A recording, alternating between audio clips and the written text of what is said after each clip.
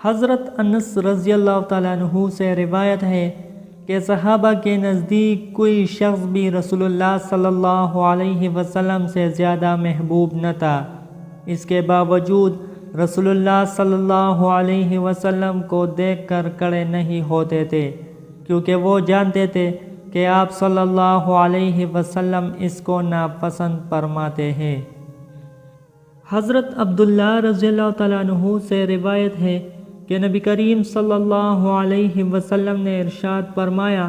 وہ شخص جنت میں نہیں جائے گا جس کے دل میں ذرہ برابر بھی تکبر ہو۔ حضرت معاویہ رضی اللہ تعالیٰ عنہ فرماتے ہیں کہ میں نے رسول اللہ صلی اللہ علیہ وسلم کو یہ ارشاد فرماتے ہوئے سنا، جو شخص اس بات کو پسند کرتا ہو کہ لوگ اس کی تعظیم کے لیے کھڑے رہے، وہ اپنا ٹھکانہ جہنم میں بنا لے۔ تشریح: